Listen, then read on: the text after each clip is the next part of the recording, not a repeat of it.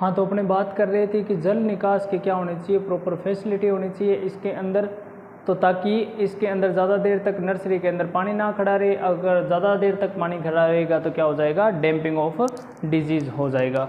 ठीक है, तो नेक्स्ट अपने बात कर रहे हैं इसके अंदर क्या होनी चाहिए, प्रॉपर यातायात की नेक्स्ट सुविधा होनी चाहिए। यातायात का मतलब होता है ट्रांसपोर्ट की क्या होनी चाहिए, फैसिलिटी होनी चाहिए। ट्रांसपोर्ट की फैसिलिटी क्यों होनी चाहिए, जब भी अपने क्या कर रहे हैं, नर्सरी से प्लांट को उठाकर अपने क्या लेके जा रहे हैं, फील्ड के अंदर लेके जा रहे हैं। तो फील्ड के अंदर यानी नर्सरी से खेत के अंदर अपने जब भी क्या लेके जाते हैं, खेत के अंदर लेके जाते हैं पौधे, तो अपने पास क्या होनी चाहिए, ट्रांसपोर्ट की फैसिलिटी नहीं है। ऐसे नहीं होना चाहिए जैसे कि मान लो आपने पौधे उखाड़ कर छोड़ दिया और 2-3 दिन तक क्या है कि वो पौधे पड़े हुए हैं खेत में, ले जाने की कोई सुविधा नहीं है, या फिर रास्ते रूस्ते नहीं है, बिल्कुल ही रास्ते रूस्ते क्या है, कट है, या फिर जाने के लिए वहाँ जगह ही नहीं है, तो फिर क्या हो जाएंगे, वो अपने प्लांट खराब हो जाएंगे उखाड़े हुए। तो इसलिए क्या होनी चाहिए, प्रॉपर यातायात की मतलब की ट्रांसपोर्ट की फैसिलिटी होनी चाहिए।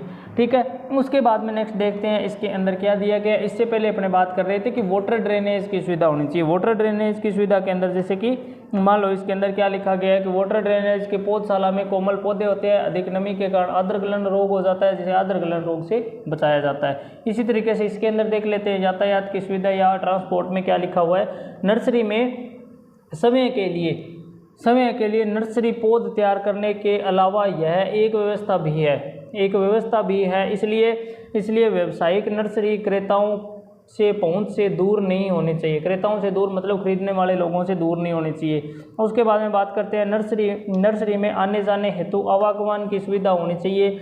उसके बाद में नेक्स्ट अपने बात करते हैं व्यावसायिक पौधशाला के निकट रेल सड़क यातायात के आदि के पौधे की बिक्री अधिक होती है, इसे अधिक से अधिक हो सकती है। मतलब कहने का मतलब ये होता है कि जब भी अपने क्या लगा रहे हो, आपकी जो सिटी शहर है उसके जो चारों तरफ से जो क्रॉस करने वाली रोड होती है, तो हमेशा क्या करेंगे, अपने उन रोड पे लगाएंगे। यानी क्या करेंगे, सिटी के नज़दीक रोड के साइड में अपने क्या करेंगे, नर्सरी लगाएंगे। रोड साइड में क्या लगाएंगे, नर्सरी लगाएंगे, ताकि जब भी लोग आए जाए तो अपने यहाँ पे नर्सरी लगा रखी है तो वो नर्सरी को देखिए, और देखने के बाद में अच्छे अच्छे ऑर्नामेंटल प्लांट यानी फूल वाले पौधे लगे हुए हैं उनको देखेंगे, और देखने के बाद में उनका जो खरीदने का मन होगा तब अपने क्या करेंगे। ये क्वेश्चन ये भी पूछा जाता है कि नर्सरी को हमेशा कौन से स्थान पे लगाना चाहिए, तो नर्सरी को हमेशा शहर के नज़दीक लगाना चाहिए।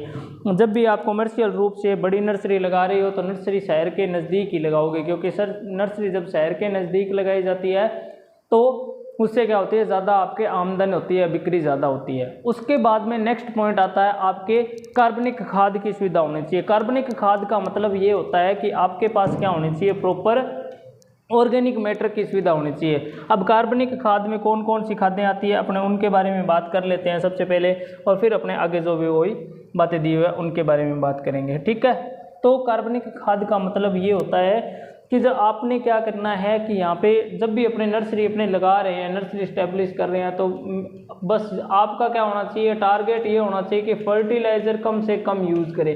फर्टिलाइज़र को आपको यूज़ करना ही नहीं है। क्यों नहीं यूज़ करना है फर्टिलाइज़र को, इसलिए यूज़ नहीं करना है क्योंकि जब भी फर्टिलाइज़र का मतलब होता है उर्वरक, जैसे यूरिया वगैरह हो गया, डीएपी वगैरह हो गया, जो सिंथेटिक होते हैं, जो बनाए हुए होते हैं, फर्टिलाइज़र यूज़ नहीं करने।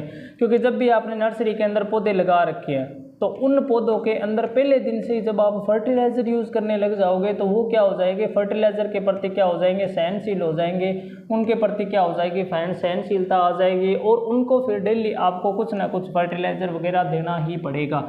जब आप क्या कर देते हो, पहले दिन से छोटे पौधों को, नर्सरी वाले पौधों को क्या कर देते हो, आदत डाल देते हो किसी भी फर्टिलाइज़र की, तो फिर वो जब भी क्या होंगे, ग्रोथ करेंगे, तो ग्रोथ करने के लिए उनको फर्टिलाइज़र की ज़रूरत पड़ेगी।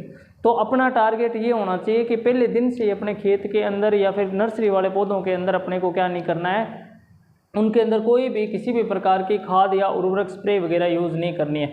अगर वो उनके प्रति क्या हो गए, सहनशील हो गए, या फिर उनको उनकी आदत पड़ गई, जिसकी वजह से क्या होगा, वो प्रॉपर ग्रोथ नहीं कर पाएंगे। इस वजह से अपने को क्या करना है, ज़्यादा से ज़्यादा ये ध्यान में रखना है कि अपने को किसी भी प्रकार का आर्टिफिशियल या सिंथेटिक रूप से तैयार की गई कोई भी खाद स्प्रे वगैरह यूज़ नहीं करनी है।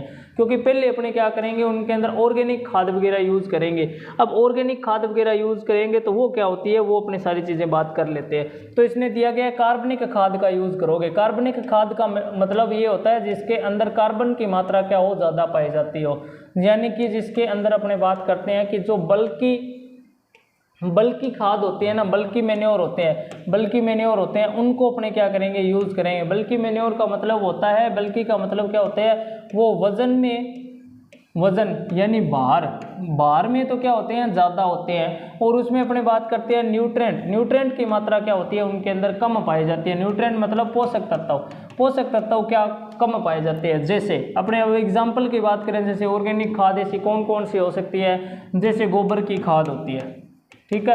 अब गोबर की खाद जैसे देखो कि अपने क्या करते हैं, गोबर की खाद में ट्राली ट्राली भर भर के लेके जाते हैं, उनके अंदर न्यूट्रिएंट्स की मात्रा क्या होती है, कम पाई जाती है। न्यूट्रिएंट्स की मात्रा कितनी पाई जाती है, नाइट्रोजन और फास्फोरस की मात्रा कितनी पाई जाती है, इसमें कम पाई जाती है। कितनी पाई जाती है, एनपीके की जो मात्रा होती है वो क्या पाई जाती है, इतनी पाई जाती है। और इसी तरीके से अपने बात करें, जैसे यूरिया की बात करें, बनाई हुई खाद है यूरिया, यूरिया की अपने बात करें तो यूरिया में क्या पाया जाता है, 46% क्या पाई जाती है, नाइट्रोजन पाई जाती है। और इनके अंदर 1.5% तो नाइट्रोजन पाई जाती है, 0.5 और 0.5% क्या पाई जाती है, फास्फोरस और पोटास पाई जाती है। इसी तरीके से अब ये देखो आपके सामने ये चीज़ें प्रूफ होगी कि ये बल्कि है या नहीं है। बल्कि का मतलब ये वजन में क्या होती है, ज़्यादा होती है, ये वाली खाद होती है जो वजन में क्या होती है, ज़्यादा होती है। और क्या होती है, इनके अंदर न्यूट्रेंट होते हैं वो कम मात्रा में पाए जाते हैं। और देखो दूसरी बात यही अपने बात कर रहे थे, जैसे यूरिया, यूरिया के अंदर जैसे कि बात कर रहे थे, यूरिया के अंदर 46 kg पाया जाता है, यानी 46 kg मतलब 100 किलो के अंदर 100 किलो अपने यूरिया कर रहे हैं यूज़, यानी कि 2 कट्टे यूरिया यूज़ कर रहे हैं, 2 कट्टे यूरिया यूज़ कर रहे हैं, 2 कट्टे में अपने को 46 किलो मिल रही है। वहाँ अपने क्या करेंगे, 1 क्विंटल यूज़ करेंगे, 1 क्विंटल, 1 क्विंटल में कितनी मिलेगी, 1.5% ही नाइट्रोजन मिलेगी। 1.5% मतलब क्या होगा, 1.5 kg नाइट्रोजन ही मिलेगी। तो क्या कहाँ मात्रा मतलब क्या मिल रही है, मात्रा कम मिल रही है। जिन खादों से मात्रा कम मिलती है उनको क्या बोला जाता है, बल्कि मैन्योर बोला जाता है, या फिर क्या बोला जाता है, स्थूल खाद्य बोला जाता है। स्थूल खाद्य, स्थूल का मतलब होता है वो वजन में क्या होती है, भारी होती है, क्योंकि उनमें क्या होता है, उन खादों को क्या बोला जाता है, कार्बनिक खाद बोला जाता है। कार्बनिक खाद, कार्बनिक खाद का मतलब इसमें कार्बन की मात्रा होती है वो ज़्यादा पाई जाती है। जैसे गोबर की खाद हो गई, वर्मी कंपोस्ट हो गई, जैसे कि वर्मी कंपोस्ट मतलब केंचुए की खाद हो गई, काउडंग वगैरह से जो अपने खाद यूज़ करते हैं उनको गोबर की खाद बोला जाता है, या फिर हरी खाद होगी। अब देखो हरी खाद क्या होती है, हरी खाद भी क्या होती है, इनके अंदर अपने मैन्योर के अंदर आती है या कार्बनिक खाद के अंदर आती है। हरी खाद होती है कि कई फसलें ऐसी होती है जिनको अपने लगा देते हैं, उन फसलों को लगाने के बाद में जब वो ग्रोथ कर जाती है, ग्रोथ करने का मतलब उसके अंदर सिर्फ उनकी वानस्पतिक वृद्धि हो जाती है, या फिर वो वानस्पतिक वृद्धि का मतलब वो फसलें बड़ी हो जाती है। जब वो फसलें बड़ी हो जाती है तो उनको क्या कर लेते हैं, अपने काट कर अपने भूमि में मिला देते हैं, या फिर अपने क्या करते हैं, डिस्क हैरो से अपने क्या किया जाता है, मिला दिया जाता है। अभी अपने ये प्रोसेस समझते हैं। अपने बात करते हैं ग्रीन मैन्योर की, अपने बात करते हैं मैन्योर, या फिर अपने बात करते हैं हरी खाद। हरी खाद में किसको लगाया जाता है, सबसे पहले अपने बात करते हैं डेचा और सनई। ये जो फसलें होती है, इन फसलों को क्या कर लिया जाता है कि अपने खेत में लगा दिया, और खेत में लगाने के बाद में, खेत में लगाने के बाद में जब ये बड़ी हो जाती है, ग्रोथ हो जाती है, तब इनको क्या कर दिया जाता है कि खेत के अंदर ही मिला दिया जाता है। अब ये कितने दिन की बड़ी हो जाती है, जैसे कि 2 माह की हो गई, या फिर क्या हो जाती है, इनके अंदर फ्लावरिंग टाइम आ जाता है। फ्लावरिंग टाइम का मतलब इसके अंदर क्या हो जाते हैं कि फूल आने शुरू हो जाते हैं। अब फूल आने शुरू हो जाते हैं तब इन फसलों को क्या कर दिया जाता है, काट दिया जाता है, हार्वेस्ट कर दिया जाता है। किससे, ये किससे किया जाता है, या तो अपने क्या करते हैं, डिस्क हैरो से करते हैं, डिस्क हैरो से करते हैं। अब डिस्क हैरो क्या है, जिसको अपने तवियां बोलते हैं ना, जो तोई होती है जो अपने, वो क्या होती है, डिस्क हैरो होती है एग्रीकल्चर में। या फिर अपने क्या करते हैं, रोटावेटर यूज़ कर दिया जाता है, रोटावेटर यूज़ कर दिया जाता है। अब रोटावेटर से क्या कर दिया जाता है, इस जो हरी खाद को, जो फसल खड़ी थी ना फ्लोरिंग टाइम में, उस फसल को ही, अब फसल में कौन सी यूज़ करते थे, डेचा और सनई यूज़ कर रहे थे, उस फसल को क्या कर दिया जाता है, अंदर ही क्या कर दिया जाता है, बुआई कर दी जाती है, खेत के अंदर ही क्या कर दिया जाता है, उनको मिला दिया जाता है। तो वो क्या होती है, अपनी हरी खाद होती है। और हरी खाद में क्या पाया जाता है, कार्बन की मात्रा क्या होती है, ज़्यादा होती है, और न्यूट्रिएंट की वही सेम मात्रा अपने बात करते हैं, न्यूट्रिएंट की मात्रा क्या पाई जाती है, कम पाई जाती है। ठीक है, तो अब अपने इसके अंदर बात करते हैं नेक्स्ट। तो अब इसमें देखो बुक में क्या चीज़ दी गई है वो अपने बात कर लेते हैं, बाकी सारी चीज़ें आपके समझ में आ गई है। अब अपने बात कर रहे हैं पौधों की वृद्धि मतलब ग्रोथ के लिए। ग्रोथ के लिए संतुलित पोषक तत्वों की आवश्यकता होती है। संतुलित का मतलब उनको सारे न्यूट्रिएंट मिलने ज़रूरी होते हैं। उसके बाद में पौधों को पोषक तत्व विभिन्न कार्बनिक खाद्य ही संतुलित मात्रा में प्राप्त होते हैं। इसलिए पौधशाला में ऐसे स्थान का निर्माण करना, स्थान स्थान पर निर्माण करना चाहिए जहां पर आसानी से कम कीमत पर पर्याप्त मात्रा में कार्बनिक खाद्य मिल सके। इन्होंने ये बात बोली है कि पौधे को संतुलित पोषक तत्व का मतलब होता है कि प्रॉपर सारे के सारे न्यूट्रिएंट मिल जाने चाहिए। अब सारे के सारे न्यूट्रिएंट कैसे मिलेंगे, जब अपने खाद्य यूज करेंगे। और खाद कौन सी यूज करनी है, आपको कार्बनिक खाद्य यूज करनी है। और कार्बनिक खादों में क्या पाया जाता है, ऑर्गेनिक मैटर ज़्यादा पाया जाता है। ऑर्गेनिक मैटर मतलब कार्बनिक पदार्थ ज़्यादा पाया जाता है। कार्बनिक पदार्थ मतलब कार्बन की मात्रा ज़्यादा पाई जाती है। कार्बनिक की मात्रा का मतलब वो संख्या में, क्वांटिटी में क्या होती है, ज़्यादा होती है। न्यूट्रिएंट उनमें कम पाया जाता है।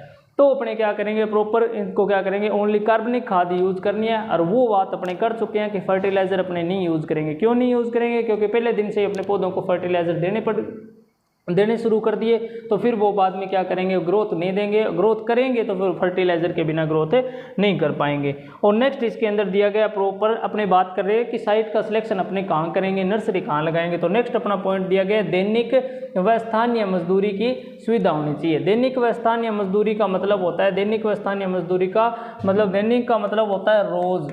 रोज मतलब क्या होना चाहिए, डेली। डेली क्या होनी चाहिए, मजदूर व मजदूरी की आवश्यकता होनी चाहिए। कैसे होनी चाहिए, जैसे कि मान लो कि अपने क्या करना है कि नर्सरी लगानी है, तो नर्सरी में क्या होगी, बहुत सारे खरपतवार वगैरह हो जाते हैं कि डेली पानी लगाना भी हो जाता है, डेली बीज लगाने भी हो जाते हैं। कुछ पौधे खराब हो गए, उनको दोबारा लगाना पड़ता है। कुछ पौधे होते हैं उनको थैलियों में लगाना पड़ता है। कुछ पौधे होते हैं उनको थैलियों से उठाकर दूसरी जगह गमलों में लगाना पड़ता है। ये सारा का सारा काम किससे किया जाता है, वर्कर के द्वारा किया जाता है। तो इन्होंने बोला है कि डेली के अपने को वहाँ पर क्या होना चाहिए, मजदूर की फैसिलिटी होनी चाहिए। ऐसे नहीं है आपने ऐसी जगह पे नर्सरी लगा ली, वहाँ पे क्या है कि प्रॉपर पानी वगैरह की सुविधा ही नहीं है और मजदूर को जाएगा ही नहीं। मजदूर जाएगा उससे पहले, जैसे इस भीषण गर्मी में आपने ऐसी जगह पे नर्सरी लगा ली, वहाँ पे मजदूर जाके करेगा ही क्या, क्योंकि मजदूर तो पहले ये चीज़ें समझ जाएगा कि वहाँ पे कुछ है ही नहीं, खाने पीने के लिए कुछ थोड़ी बहुत व्यवस्था होनी चाहिए प्रॉपर, वहाँ पे अपने पास सारी कोई फैसिलिटी हो गया तभी मजदूर आएगा। और डेली मजदूरी का मतलब होता है कि रोज़ रोज़ अपने क्या देनी पड़ती है, डेली मजदूरी देनी पड़ती है। यानी मजदूर को रोज़ मजदूरी देंगे तो वो डेली आएगा। कोई ऐसा नहीं है कि अपने क्या बोल दिया कि जी ठीक है यार भाई 2 दिन बाद में देंगे, ऐसे कुछ नहीं होना चाहिए। यानी कहने का मतलब डेली मजदूरी देनी चाहिए। यानी कुछ लोग ऐसे भी होते हैं जिनको कम से कम 100 रुपये तो रोज को चाहिए होते हैं, ठीक है। बाकी आप सारा कुछ समझ रहे हो। तो डेली मजदूर व मजदूरी की सुविधा होनी चाहिए, मतलब डेली मजदूर मिल जाने चाहिए। ऐसे नहीं है कि आपको एक दिन मजदूर आ गया, उसके बाद में 5 दिन आ ही नहीं रहा है, पीछे से पौध खराब हो रही है, आपकी नर्सरी खराब हो रही है। तो इसमें देखो पॉइंट में क्या लिखा गया है, पौधशाला में साल भर विभिन्न कार्यों हेतु समय समय पर कम या अधिक संख्या में मजदूरों की आवश्यकता होती है। कम या अधिक संख्या में मजदूर, कम भी तो चाहिए अपने को, ज़्यादा भी चाहिए। उसके बाद में नेक्स्ट दिया गया, अतः पौधशाला में ऐसे क्षेत्रों के नज़दीक स्थापित करना चाहिए जहाँ पर अपने को दैनिक व स्थानीय मजदूरों की संख्या प्राप्त हो और आसानी से मिल जाए। मतलब दैनिक मजदूरी या फिर मजदूर अपने को आसानी से मिल जाए। ऐसे नहीं है कि अपने कोई दिहाड़िए ही ना जाए और अपने नर्सरी लगा ली वहाँ पे, ऐसी जगह पे भी नर्सरी नहीं लगानी है। तो अब हम बात ये कर रहे हैं कि नर्सरी कहाँ पे लगानी चाहिए, इस स्थान को स्टेब्लिश करना है, इस स्थान पे स्टेब्लिश करना है जहाँ पे क्या होना चाहिए, अपने प्रॉपर दैनिक मजदूरी की भी सुविधा होनी चाहिए, ठीक है। तो नेक्स्ट अपने बात करते हैं अन्य बातें। अन्य बातें कौन कौन सी ध्यान रखनी चाहिए जब भी अपनी नर्सरी लगा रहे हैं। तो अन्य बातों में अपने बात कर रहे हैं, पौधशाला की सुरक्षित स्थान पर निर्भर करना चाहिए ताकि पौधों पर कोई नुकसान ना पहुंचे। और पौधशाला के लिए चारों तरफ क्या होना चाहिए, कांटेदार बाड़ लगे होने चाहिए। जब भी आप क्या कर रहे हो, पौधशाला लगा रहे हो, तो पौधशाला लगा रहे हो तो उसके खेत के चारों तरफ क्या होना चाहिए, कांटे वाली क्या होनी चाहिए, बाड़ होनी चाहिए या कांटे वाली तार लगी होनी चाहिए। कांटे वाली तार लगी होनी चाहिए, उसको क्या बोला जाता है, फेंसिंग बोला जाता है। यानी अपने खेत के चारों ओर क्या होनी चाहिए, फेंसिंग की फैसिलिटी नहीं होने से क्या हो जाते हैं कि अगर फेंसिंग की फैसिलिटी नहीं है तो क्या होंगे, जो जंगली जानवर वगैरह है वो जंगली जानवर वगैरह क्या करेंगे, अपने पौधों को खा जाएंगे। और पौधों को खाने के बाद में क्या हो जाएगी, नर्सरी के पूरे का पूरा क्या हो जाएगा, नुकसान हो जाएगा, ठीक है। तो अपने नेक्स्ट अपने बात करते हैं अदर फैसिलिटीज़ क्या होनी चाहिए। अदर फैसिलिटीज़ के अंदर एक फैसिलिटीज़ आपके अंदर और दी गई है, 1-2 फैसिलिटी, उन फैसिलिटीज़ के बारे में बात कर लेते हैं। तो पौधशाला के नज़दीक क्या होनी चाहिए, बड़ी बिल्डिंग वगैरह नहीं होनी चाहिए, बड़ी फैक्ट्री या बड़ी बिल्डिंग वगैरह नहीं होनी चाहिए। क्यों नहीं होनी चाहिए, अगर बड़ी फैक्ट्री होगी तो उनके केमिकल से, धुएं से क्या हो जाएंगे, पौधे खराब हो जाते हैं, ठीक है। उसके बाद में नेक्स्ट दिया गया, पौधशाला में किसी भी बड़ी पहाड़ी या फिर हवेली के नज़दीक नहीं होनी चाहिए। उनके क्या होना चाहिए, पश्चिम दिशा में नहीं बनानी चाहिए। पश्चिम का मतलब वेस्ट दिशा के अंदर नहीं बनानी है। जैसे कि मान लो ये आपकी क्या है, ईस्ट है, ठीक है, ये आपके ईस्ट डायरेक्शन है यानी पूर्व है, यानी ये वाले पूर्व है डायरेक्शन। तो इसने ये बोला कि पूर्व डायरेक्शन है, जो पूर्व डायरेक्शन है उसके पूर्व डायरेक्शन के तरफ क्या होनी चाहिए, कोई बड़ी क्या होनी चाहिए, पहाड़ी या फिर पेड़ नहीं होने चाहिए। यानी कि ये क्या होगी, पूर्व डायरेक्शन होगी इस तरफ, और यहाँ पे क्या होने चाहिए, बड़ी पहाड़ी या पेड़ नहीं होने चाहिए। अगर पहाड़ी या पेड़ होंगे तो आप क्या करोगे, पश्चिम की तरफ नर्सरी नहीं लगा पाओगे, यानी वेस्ट की तरफ नर्सरी नहीं लगा पाओगे। क्यों नहीं लगा पाओगे, जब भी देखो यहाँ से सन रे आती है, तो सन रे आने के बाद में क्या होगी, यहाँ से इस पहाड़ी की वजह से क्या हो जाएगी, सन रे रुक जाएगी, से इनकी वजह से क्या नहीं मिल पाएगी, प्रॉपर पौधों को क्या नहीं मिल पाएगी, धूप नहीं मिल पाएगी। अब धूप नहीं मिल पाएगी तो पौधों के अंदर प्रॉपर क्या होगी, ग्रोथ नहीं होगी, और प्रॉपर ग्रोथ नहीं होगी मतलब कि इसके अंदर धूप ना मिलने के कारण क्लोरोफिल का निर्माण नहीं होगा। जब क्लोरोफिल का निर्माण नहीं होगा तो पौधे क्या नहीं करेंगे, ग्रोथ नहीं करेंगे, ग्रोथ नहीं करेंगे। इस वजह से अपने ये बात लिखी गई है कि किसी भी नर्सरी का अपने जब स्थान का चुनाव करते हैं तो अपने वेस्ट डायरेक्शन में या फिर क्या नहीं लगानी चाहिए, पश्चिम में अपने नर्सरी नहीं लगानी चाहिए। क्योंकि पूर्व से क्या निकलेगा, जब भी सूरज निकलेगा ये पहाड़ियाँ क्या करेगी, उनके धूप को रोक देगी, धूप पौधों तक नहीं पहुँचेगी तो पौधे क्या हो जाएंगे, अपने खराब हो जाएंगे। नेक्स्ट इसके अंदर दिया गया पौधशाला में फसलों के अंदर जैसे फलों, सजावटी पौधों या पौधे से नए पौधे के विभिन्न प्रवर्धन की विधियों द्वारा तैयार किए गए परीक्षण की बागवानी के माली की ज़रूरत होती है। अतः जहाँ पर पौधशाला में स्थापित करनी है वहाँ बागवानी या फिर माली आसानी से उपलब्ध हो जाना चाहिए, और निकास उसके बाद में निवास स्थान के निकट ही होना चाहिए ताकि देख रेख कर सके। अब इसने ये बात बोली है इस पॉइंट के अंदर कि अपने को जब भी आप नर्सरी लगा रहे हो तो नर्सरी के पास में या फिर नर्सरी पे वहाँ रहने की जगह होनी चाहिए, कोई ऐसा माली होना चाहिए जो माली होता है वो रोज़ रोज़ इन फसलों को और इन जो पौधे लगे हुए हैं, सजावटी पौधे हैं या फलों वाले पौधे लगे हुए हैं, उनको रोज़ रोज़ देखता रहे, उनकी केयर करता रहे ताकि एक आधा कोई पौधा खराब ना हो जाए।